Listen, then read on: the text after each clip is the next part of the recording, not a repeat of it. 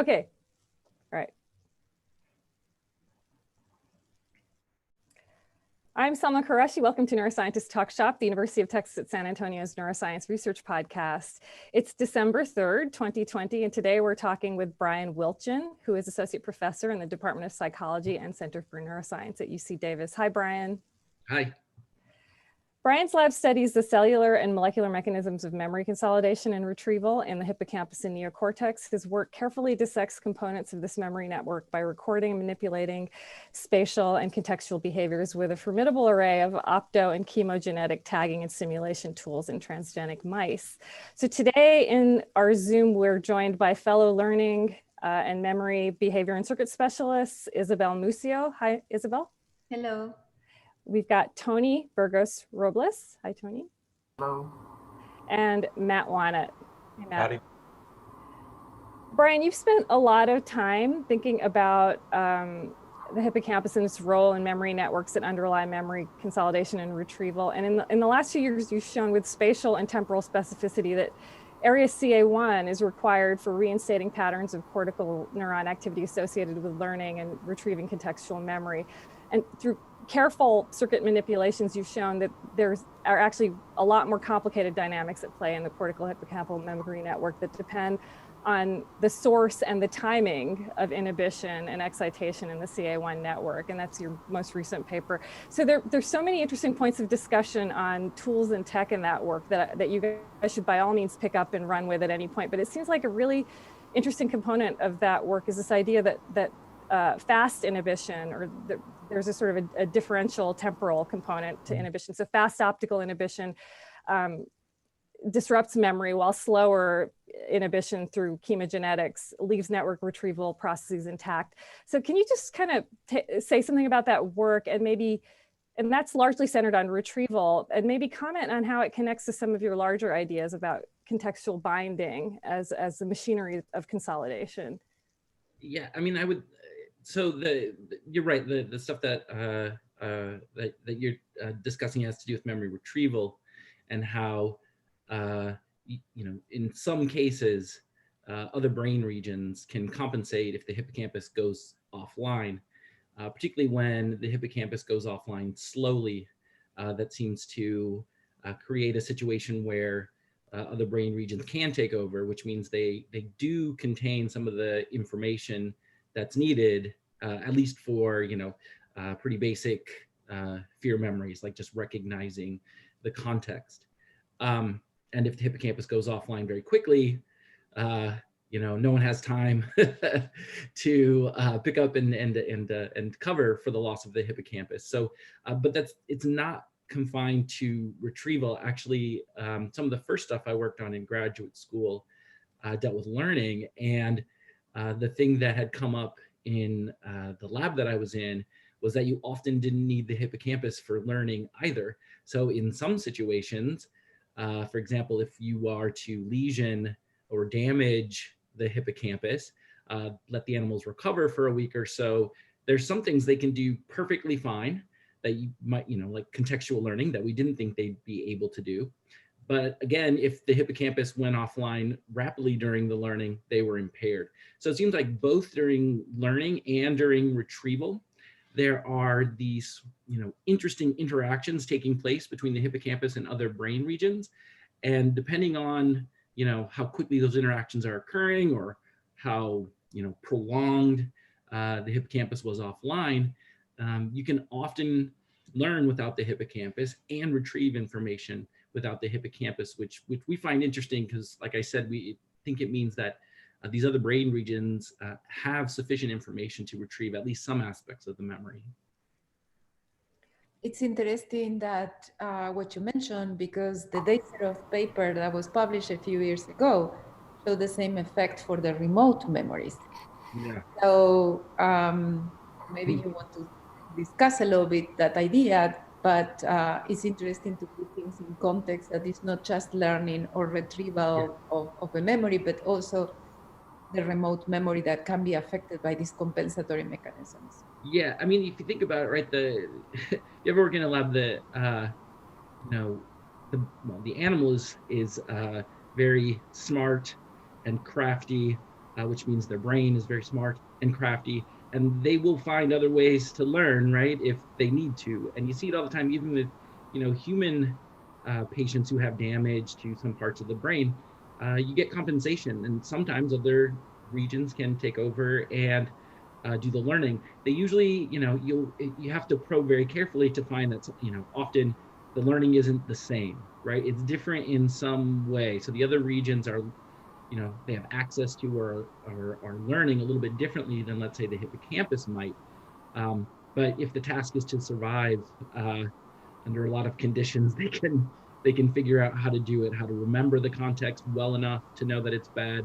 They can learn, different strategies to obtain food if they need to. So, if anything, it seems to me that the rule is more that the brain is pretty flexible and can adapt. And most of the time in the lab, that's a problem for us. So we try to get rid of that.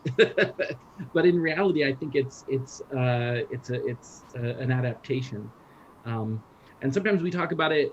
It was actually one of my favorite exam questions to give grad students was, so we talk about Carl Lashley, who was one of the first people to look for memory in the brain. And oftentimes it's talked about as if he's kind of like this terrible failure because he never found memory in the brain. So we'll say, okay, to the students, what did Lashley believe and what did he get wrong and how do we know it was wrong? And they answer that just fine. And then you ask, okay, but what did he get right? And I think that usually they don't like that. The students find that challenging to answer, but I think one of the things he found is that the brain is incredibly adaptive, and he had trouble finding memory because the animals could find other ways to do the tasks if they needed to. Yeah, that's true. Okay. Sorry. It's a very intriguing finding, and it brings me back to several studies in other brain regions that also participate in fear conditioning. For example, not in contextual fear conditioning, but in auditory fear conditioning, in which you can even lesion the amygdala, and somehow animals are able to learn. Of course, like it depends, how much of the amygdala you can remove. But for example, if you remove the entire basolateral complex with a lesioning technique, animals still can use the lateral amygdala to still put together the information, the sensory information, and do the proper encoding. But again, if you do this temporal inactivation with drugs or optogenetics, you see huge impairments that are not observable with lesion. So it brings me back to this phenomenon of recovery of function. People tended to talk a lot when we used to do a lot of lesioning studies, yes. Right? And yes. I'm wondering, like I think you touched base on this a little bit already, but how you fit this model of recovery of function into your some of your studies. Yeah, I mean, so after I had left the Canso lab in graduate school, I published a paper where we were trying to figure out how animals were able to learn context theory even without a hippocampus, right? So that was our question. And we never fully answered it. The strategy that they were using, that animals were using, was pretty similar to the ones that real animals were using. So we thought, well, maybe it's an area that, the rhinal cortex, because it has a lot of the same information.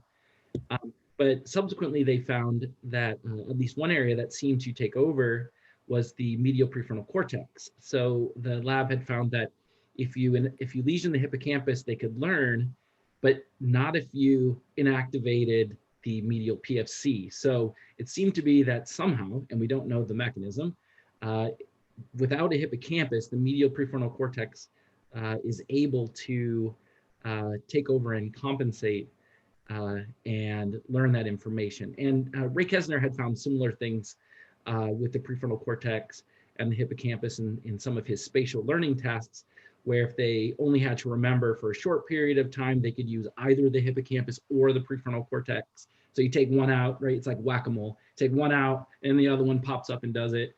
But you had to really stretch the circumstances to find that the PFC couldn't learn over very long intervals like the hippocampus was able to, or longer intervals. So it's one of those things where I think you gotta really get in there and try to, understand the behavior, understand the strategies that the animals are using, develop tasks to pick up on those strategies, and then you'll start to see that the brain's probably doing something much more interesting than we thought initially, which is not right. It's not binary. It's either the hippocampus or nothing else, but rather these systems are interacting constantly, and there are conditions under which they can sort of help each other out. So, I mean, one really interesting thing about that study is that you've also just looked at the level of the network, right? So direct hyperpolarization of pyramidal cells had no effect, but inhibiting them through the GABA, through the interneuron network had a completely disruptive effect on memory, right? So it seems like there are some clues there about inputs, and I mean, that seems, or is that just a trick of the fact that you were doing things with these viral tools, or what do you make of that? Well, I mean, I think, so we didn't do like the Goshen and Dice-Roth paper where they did either this acute optogenetic inhibition, or they started the inhibition like 30 minutes before the memory test, right? And then I don't know, you have to try to imagine what the equivalent would be. I'm going to give you some memory test, and I either shut the hippocampus off right when you're trying to retrieve the information, or I do it when you're out in the waiting room and you have 30 minutes or an hour, and you're like, God, this is weird. I just don't feel the same. I don't have a hippocampus. But once that there's sort of like a resettling in, I guess, of the networks that they're like, okay, we don't have a hippocampus. Now that input is gone. We still have problems to do. We still have things to do. And then you interrogate memory. Sometimes you'll find that information is in there and you don't need the hippocampus to get it out. But yeah, like I said, in this particular case, in the Goshen and Dice-Roth had used opto either acute or prolonged. We had two different tools. So, you could always say, well, maybe there's something very different about the dread, the way that they inhibit compared to the way the opto tools inhibit. So we would like to go back and use the same tool and do like Goshen and Dice-Roth and show that you get the same thing. It really has to do with timing and less to do with this. So that was also a timing effect. There wasn't an acute. Yeah. Okay, got it. I have a question for Brian, and this could be related to differences in tools, but today in your talk, you were showing how the cells that express C-FOS, that some people call engram cells, but let's call them C-FOS expressing cells, are really important for the retrieval of the fear memory. I want you to discuss a little bit the differences between your study and the Ramirez et al. Study from the Tonegawa lab, because in that study that made the news, they were finding that the C-FOS expressing cells in the dentate gyrus were the ones that actually were important for the retrieval of the fear memory. In fact, when they did the manipulation in CA1 and tried to recreate the artificial memory in CA1, they couldn't, they didn't work. It was in the dentate gyrus, which is the input station. So I wanted to know if you could comment on the differences between that study and yours, and what your thoughts are, if you have any thoughts. Essentially, we essentially find the same thing that Steve found in CA1, which is that when you stimulate at 20 hertz, it doesn't work. You can't get memory retrieval. In fact, we can show in some of our experiments that it's disruptive. And I'll tell you, it's kind of a funny story, but I had mentioned that I was working on these ideas when I was at Virginia about, okay, we need to find, is there a way we can identify these cells? And like I said, John Kozlowski had published this immediate early gene work, and we thought, oh, immediate early genes, maybe that's a way to, get at these cells, manipulate them in some way, just the ones that we're interested in. And so we were putting those ideas together and figuring out the optogenetic tools. And I invited Matt Wilson out, and I sat down at breakfast with him, and I was explaining what we were going to do. And he said, oh God, don't do stimulation. That'll never work. He goes, if you stimulate CA1, it's going to screw up everything. And so we're like, oh. And so I was like, okay, yeah, we were a little bit worried about it because it's not, physiological, right? It's artificial stimulation, and you have all these beautiful temporal patterns of activity in CA1 when the animals are learning things. And now we're just going to come in with a sledgehammer and turn all these cells on synchronously. And we thought, okay, you're right, that probably won't work. So we went and did inhibition. And then Steve Ramirez will, openly in his talk say that they were trying to target CA1 and they missed. And they got into the dentate gyrus, and then it worked. And so one question that, we've thought about that, how that could be possible is it, one possibility is that there's pretty sparse coding in the dentate gyrus compared to CA1. So when we do learning tasks, we find that maybe 30 to 50% of CA1 neurons will be engaged. But in dentate, it's like 1 to 5% of the cells. So you're like, okay, maybe you're getting a small population. Maybe that's easier for the brain to interpret. And then in addition, you have CA3 in between dentate and CA1. And so we thought perhaps with a sparse population, and then you have CA3 with its recurrent collaterals, maybe CA3 can make enough sense out of the dentate stimulation, even though it's artificial, that by the time it gets to CA1, and it gets out to the rest of the brain, it can be interpreted in some way. And so, and we found that you can get the effects in dentate as well, like the Ramirez data. There's some, one publication or two that says maybe 4 hertz works better in CA1, but we haven't tried that yet to stimulate these CPOS positive cells and see if 4 hertz works. But our initial idea was just that. It had something to do with sparse coding and CA3 being in the middle that allowed the brain to understand what the artificial optogenetic manipulation was trying to say. That's quite interesting. I actually had a question. Maybe this is something that, bridges Isabel and Brian's work is, when you're referring to the hippocampus here, you're, predominantly talking about the dorsal hippocampus. And you've highlighted, obviously, that, there's some challenges going, targeting any ventral structure in the brain. But, is there evidence for a role of the ventral hippocampus in contextual fear conditioning? And are there parallels, differences? Yeah, what, the compare and contrast, what is known, what's not known? Yeah, so that's kind of thing.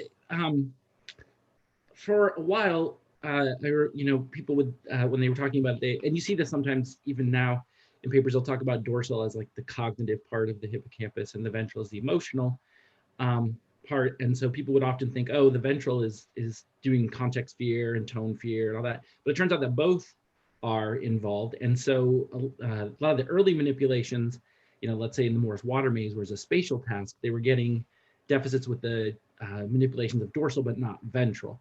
And so they said, so that seemed to fit with this maybe cognitive emotional difference. You need dorsal hippocampus to learn these spatial tasks. And then with context fear conditioning, like I told you today, Jean-Sok Kim and others, they just did the same manipulations that people had done in the water maze and in the dorsal hippocampus. It also wipes out context fear, even though context conditioning has kind of, like both an emotional and this sort of spatial or contextual component.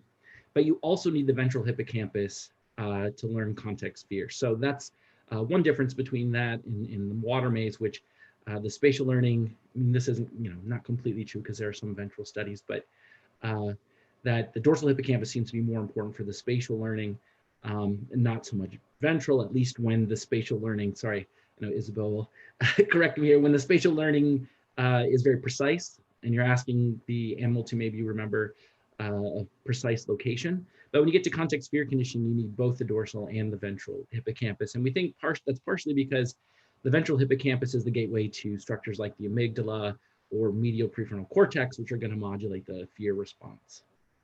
I would like to add that the ventral hippocampus, in terms of connectivity, it doesn't receive visual inputs or pre-processed spatial information. It gets it through intrahippocampal projections or projections from the lateral entorhinal cortex. So we really believe that there is integration of information along the longitudinal hippocampal pathway, but the ventral region is the one that is connected, as Brian said, to other regions that control emotional memories, such as the amygdala and prefrontal cortex, or the hypothalamus. So, but somehow the ventral hippocampus integrates contextual information from the dorsal via intrahippocampal projections. So there is a need for both areas, and maybe one has a higher weight on emotional processes due to the connectivity, but both regions are necessary. Yes. Yeah, sorry, Salma. That's a good segue for my next question, which was, Brian, within your studies, have you looked at any patterns of activity in downstream brain regions every time you do your dorsal hippocampal manipulations? And if so, do the patterns in the downstream brain regions correlate with what you see at the level of dorsal hippocampus? Yeah, we did look at the basal amygdala, and you get disruptions there as well. So so even though we're way up in dorsal CA1, which doesn't send a direct projection to the amygdala, when we manipulated the CFOS positive cells there, we also disrupted reactivation in the basal amygdala. And then in the Ramirez and Tanagawa paper, they had also found that when they stimulated these cells in dentate, they could get activation of the basal amygdala as well. So, so in our case, we were in CA1, so it wouldn't have a direct projection, but there are many indirect projections to get to the amygdala.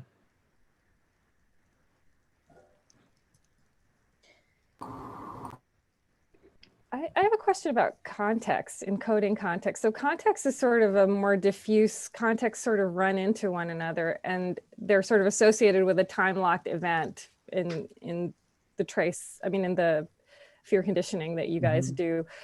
How does one actually study context in a way that so for example, how do you look at contextual interference, for example, because that's presumably, a big part of forgetting, apparently. Yeah. According to some of the stuff that's been written about No, contextual binding. there's definitely there's some really interesting work out there on interference. A lot of the human studies, like you had mentioned in the review paper, where they talk a lot about interference and how contextual information, could either get bound to, or information get bound to the same context, or if there's a new context afterwards, you could get competition. How do you study that in the lab? Yeah, so That's for us, with the mice, well, it's kind of interesting because for the longest time, people would do something like lever press suppression to study fear conditioning. So a tone would come on and they stop pressing the lever, but they, found out that the animals would also be scared of the box as well. But because they didn't know exactly what cues were there and they were diffuse, they just called it context, right? And not that many people studied it for exactly the reason that you're saying, is because, you don't know what the stimulus really is, and you don't have control over it very well, at least not temporally. And how they sample it. And so, but Bob Bowles, who was Michael Fanzel's supervisor at Washington and others, began to study context conditioning. And you're right, it is tricky to, figure out or dissociate all of the elements of the context. But interestingly, you might not have to, because the animal kind of does it for you. And so what I mean by that is, there's this interesting phenomenon where if you take a rat or a mouse and you put it into the chamber and you deliver the aversive stimulation, the foot shock, right away, within like 5 seconds, you can take them out and bring them back later, and they act like they've never been fear conditioned before. They explore like it's a brand new place. But so however, in another group, if you pre-expose them to the chamber a day before, nothing happens in there. You just let them explore. Then you bring them back and give them shock after 5 seconds. They learn perfectly well. So what that seems to suggest is that the animal has to build this representation of the environment. and put it together as some sort of, we used to call it a configural representation, and then have that available to them right away when they undergo conditioning. And Jerry Rudy did some really cool experiments where he would pre-expose animals to all the different elements in the box, just the grid, just the odor, so on and so forth. But none of that worked. They had to experience all of those elements together, and then they could learn the next day. So we think that, I mean, there are obviously components like the odor, which is salient, the grid, the geometry of the box and cues, but any one of those cues doesn't seem to control the behavior very well. The animal seems to sort of automatically form this sort of configured representation of the context. Maybe this goes a little bit sort of full circle, but you know, the contextual fear conditioning and the brain regions that are responsible for it. How important is it that the aversive stimulus or the stimulus you're using is, say, a foot shock? You gave a shout out to Jin-Sok Kim in your talk, and he's also known for the RoboGator and other sort of aversive stimuli. And I guess when we first were talking about how other brain regions can sort of compensate if you take one offline, and I guess how much is what you've identified with the dorsal hippocampus when the aversive stimulus is foot shock. Do you believe, or is it known, that this generalizes to other sort of, maybe ethologically relevant stimuli, whether it's, looming disc, barn owls, yeah, RoboGator, take your pick of. Yeah, we did all of them. There's it's been sort of a push to, from funding agencies to use more, what they call naturalistic stimuli, like you mentioned, the, fox urine, the looming disc, RoboGator, etc. And we've used all of them. The problem is it's kind of like putting an owl on your house and the birds within 2 days are all sitting on the owl. They learn that too. And so we did some RoboGator stuff with the mice. And initially they're kind of scared, but if nothing really happens, they're crawling all over the thing, within a few minutes. We did the looming disc. The first time they saw it, it was scary, and then they didn't care anymore.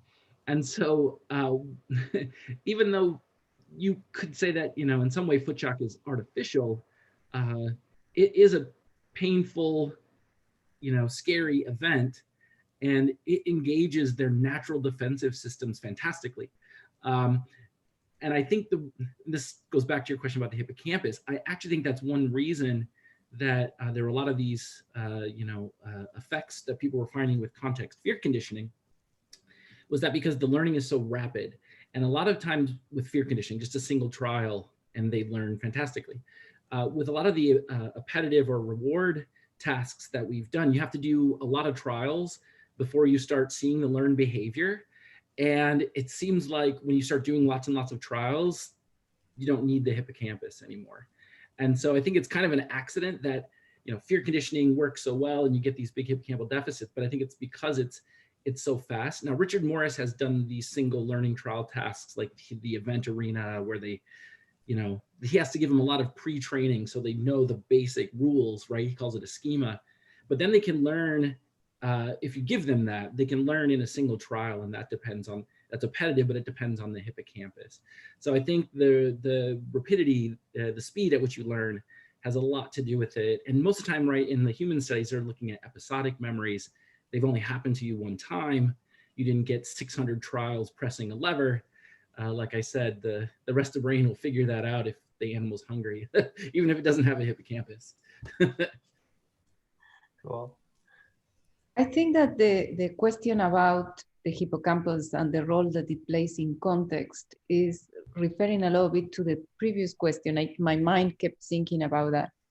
Even if you have a paradigm that is simple, like classical fear conditioning with shock, it's complex because there is this idea that each time that you retrieve the memory, the context changes because time keeps passing by. And that gave, to the idea that there is reconsolidation as well. Mm-hmm. Each time that you retrieve the memory becomes labile, right? Because the context changes whenever you retrieve the memory. So there is a window of opportunity to modify the memory. So I wonder if you have thought at all about this idea in the context of your experiments, or is something that you haven't explored, or how do you deal with the fact that the context is not something that is constant, but changes over time for the animal? Yeah, I mean, so that is, yeah, that's right. So that's similar to what someone was saying, I think, with the contextual binding idea, which is that, you know, that the the context that you're in, so let's say you're, you know, we typically, there's these event boundaries, like you said, we have, okay, I walked into this room, then a bunch of stuff happened, and then you're off into a new context afterwards. And so, you know, the context is constantly shifting over time. And so I think you're right that, well, first of all, we know that they can still retrieve information about the context even a long time later. And even though the context is, you know, not exactly the same as it was originally, and the animal's not exactly the same as it was originally, but there's at least some elements of the context still there. However, we do see that a lot of the details seem to get lost over time. And this is, again, not surprising. Just think of your own memories. And, you know, like, for example, my wife and I were watching this documentary the other night about the Challenger shuttle. And I swore to her that I was, you know, in 4th grade in my classroom when it happened. And she's like, wait a minute, you were in 6th grade when that happened. And I was like, oh my God, my whole life. I swore I was in my 4th grade classroom watching that on the television with the rest of the kids, and I wasn't. I was in 6th grade. So the same thing happens with the animals in these experiments. And again, you have to sometimes, you know, they'll freeze even if it's a month later, they're scared. But if you start to ask them to remember details of that experience, they forget those. So a lot of the context, a lot of the elements of the context seem to fade over time, but there's enough there that they're able to recognize this place and remember that it's bad. So actually, maybe I'm misremembering what you presented, but you had the experiment where I believe you were doing channel-rhodopsin activation of the cells that had been, you know, activated using your TET mice. And you put them into a new context, and you had periods of photostimulation and off, photostimulation and off. And one of the striking things about the data you showed was it was a perfect sawtooth. Yeah. You know, I was actually expecting what, you know, Isabel, I think maybe was alluding to, was the memory might have been more labile, and you would imagine you're in a new context. And I would expect over time that it would trail off. And maybe it was just the window of the data that you showed, but it seemed to be binary 0, 1, 0, 1, 0, 1, and I didn't think that would happen either. I mean, emotional responses don't shut off that quick usually. So I didn't, I still don't quite understand how to explain why it is such a sawtooth function. It's not like they're gonna forget that they were scared out of their mind just a few seconds ago. And so, and even if you do other forms of conditioning, you know, like even with a tone, an auditory stimulus, you know, they'll freeze to it, and after it turns off, they don't just stop freezing right away. They still are like, whoa, what's going on? Is something bad gonna happen? And so it lingers for a while. So yeah, that's a really good question. And I don't have an answer for why, when you stimulate in that way, there is such a dramatic shift back and forth between behavior. Maybe I misunderstood that, but isn't the premise of some of that study also that the CFOS tagged cells are actually encoding that context, and you're actually completely reinstating the context as well as the fear? Yeah, I think like what Matt's saying is that so you're in this new place, they're not, at least not scared enough to start freezing initially, and then you stimulate and they freeze like gangbusters, and it turns off. You would think they would say, oh, this place is bad now too. So you might, you know, we call that second order conditioning and Pavlovian terms. You would think now they start to say, well, I don't like this place either because I was just really scared in it, but they seem to not do that. They just start exploring, and then they freeze, and then they explore, and then they freeze, and they explore. And so, yeah, I think you're right. I think So there's no relearning on the basis of that content. I mean, it's just sort of, I see what you're saying. And I don't know if it's because maybe it must have something to do with the fact that the stimulation's artificial, right? So I don't know what they're really remembering. They're not feeling the pain, right? Yeah, and they're not. I mean, so it has to be something with that artificial nature, because usually if you do an experiment where, let's say, a tone was paired with shock, and then you paired that tone with the context, they would show some fear to the context. And but in that case they didn't. And so I think that's interesting that you caught that, because whenever I present it, I wonder if I should talk about that or not, because it always, in my mind, I'm thinking someone's got to be thinking of this, like, why does it look like that? So but we don't know yet. But maybe there's no sensory. Right? Okay. Sorry. Have you considered in that experiment the possibility that there are conflicting motivations, since the animals are in a new context? The motivation now is to investigate, right? But from all of a sudden, artificially, you activate the CFOS positive neurons that perhaps are retrieving that aversive memory. But once you remove the excitation of those cells, then the animals still have the motivation of exploring the new context. I'm just wondering if in many of your experiments you could get perhaps even clearer results if you tested the animals, for example, in a new context and give that kind of conflict. Can you comment on this? Yeah, I mean, that's a good question. We haven't done that. I'm not sure if anyone's done that, where you put them maybe into environments where the animal could make a couple different responses and then see if you can bias what they do in one way or another. And that's a good, that actually is we wanted to do that, we're planning to do an experiment like that, maybe with the lever pressing and trace conditioning, to see if we could, get the animal to make a choice that told us they knew what was coming next, or something like that, with these stimulation of the CFOS positive cells. But we haven't done that yet. One of the ways I've been, I remember Mark Mayford, when I was presenting with him at a meeting, and someone had asked him a similar question, because they had done these experiments as well. And he brought up a study, I think it was a Journal of Neuroscience study, where they had it was an epileptic patient, and they were stimulating to look for the foci of the seizures, and they were in the medial temporal lobe. And the patient reported that when they were stimulating in one location, the room would slowly transform into his favorite pizza place. And then the doctors became the workers at the pizza place. And then they turned the stimulation off, and it gradually went back to the hospital room. And so he knew he wasn't at the pizza place, so he didn't try to get a slice of pizza, right? He knew that for a while it felt like he was at the pizza place, but now he was clearly in the hospital, and so that wasn't real. I don't know if something like that is happening with the mice, but Mark would talk about it like that, like you're almost creating these little hallucinations, but then when they fade, you're like, oh, I'm in this place, and this place isn't bad, so they just go around exploring, right? And so, I mean, that's a human example, and of course we don't know exactly if that's what's going on with the mice, but the fact that, like you said, they keep exploring right away suggests that it's something, they can tell the difference between where they are and where they just thought they were.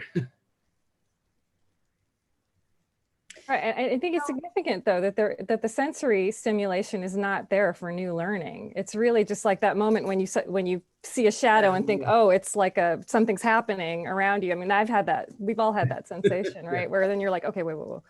So I mean, exactly. It seems as if you can kind of trick them for a little bit. Yeah. But once that stimulation is gone, the sensory cues take over, and they're curious and they want to explore. I think there is something special about the artificial stimulation, because even in the Tonegawa papers, when they condition the animal in a context, let's say they test the animal in context B without any stimulation, and then they test context B without any light, the animals show 80% freezing. But the artificial memory that they get with a combination of context and light is never going, about 35% of freezing. So this artificial, there is something about the artificial memory can somehow create a memory, but at some level the animal knows, okay, this context resembles somehow my fearful experience. But even the animal is completely aware, I don't think it's aware, but the animal perceives that it's not the same as when you don't have this artificial stimulation. So so we did it. So that bothered me too, that the freezing is always pretty low. You can never get like a natural context will give you a lot more conditioning than when you stimulate these cells. And we thought, okay, well, why would that be the case? I thought, well, so when the animal explores, like we were just talking about, there's these beautiful temporal patterns, like this place cell fires and that one fires and that one fires. As they go through around, you get these sequences. And that's what the processing looks like when they're learning. But then when you test them, right, you simultaneously turn all of those neurons on and make them fire at 20 hertz or 4 hertz in synchrony, which is not at all what they were doing when the animal was learning. And so we thought, oh, maybe it's just a generalization decrement. So when you're testing them, you're not testing them with the same stimulus you train them with. So you always get decrement. So we did an experiment where we randomly labeled cells, and then we paired stimulation of those cells with shock. Oh, that's cool. Then tested them later, and you get gangbuster freezing. That's a really interesting experiment. Matches testing. It looks like natural. Oh, if you make we thought we can't make optogenetics naturalistic, the stimulation, at least not right now. But we can make training artificial by using optogenetics during training, and then you get them to match, and the behavior looks much, much more like the natural freezing behavior. So I think this generalization decrement is at least partially one reason why you never get naturalistic levels of conditioning with stimulation. That's very interesting. And I have just a general question, because we are getting towards the end, right, Salma? What do you think is the future for the field of emotional memory, and what are the future questions, the most important questions that need to be addressed? And yeah, I mean, so what we're interested in, well, I'm really interested in it. My graduate students are, a few years in now. Of course, there's a lot of anxiety with COVID and not being able to get into the lab. So they definitely don't want to hear new ideas and projects right now. They just want to, do their stuff that they've been working on. But I definitely, have tried a few times, even before COVID, to get them interested in something that I think is fascinating, which is the interactions between these defensive behaviors and other goal-directed behaviors. So most of the time, right, when you do fear conditioning, there's nothing else for the, the animal's in a box, but what else can it do? And so they freeze, but there's no, other competing responses, or at least goal-directed responses that they could make. And so I'm really interested in how these defensive behaviors will interact in a situation where there is some kind of conflict, because that's more naturalistic. That usually is what happens out in the wild, trying to get some food, and then, oh no, there's this predator over here and I want to get over there. So there's all these really interesting interactions going on, potentially between hippocampus, amygdala, periaqueductal gray. And so that's one thing that I would like to look at. And so I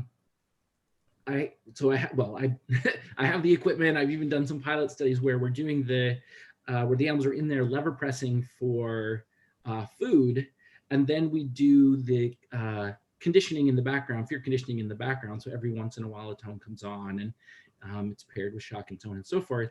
And it's pretty amazing, because when you do it that way, you now I wonder if this has to do with our question earlier, you do get this sawtooth pattern where they're pressing like crazy, the tone comes on, they stop and they freeze, and as soon as the tone goes off, they go right back to lever pressing. So for a brief period of time, there's an interaction.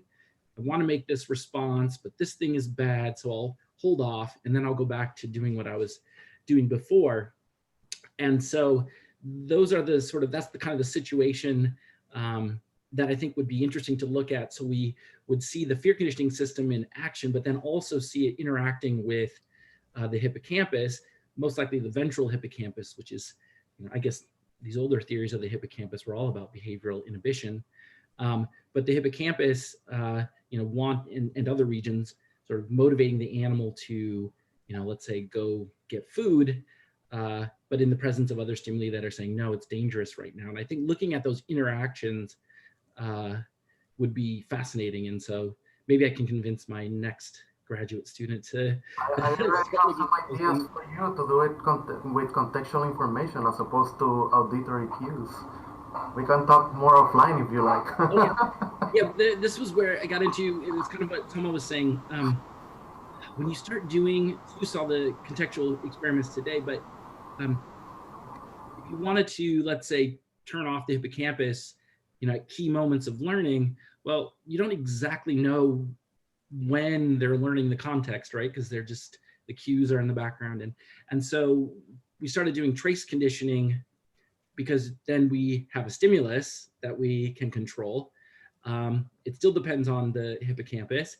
And now when we do these manipulations, we know exactly when to do them, right during the tone, right after the tone, so on and so forth. And so we picked up the trace conditioning stuff really because it matches well with things like optogenetics, recording as well. You have a stimulus, right, that you can look for.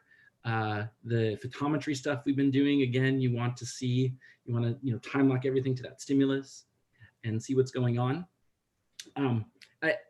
If you have a second, can I tell you one interesting thing we did find? I was going to talk about it today, but I couldn't get there. Yeah, we have plenty of time. So we started using trace conditioning. So in trace conditioning, what happens is it's kind of, so you heard about the tone conditioning I told you, where the tone comes on and then they get shocked. You don't need the hippocampus. But if there's a gap between the stimuli, like 20 seconds or so.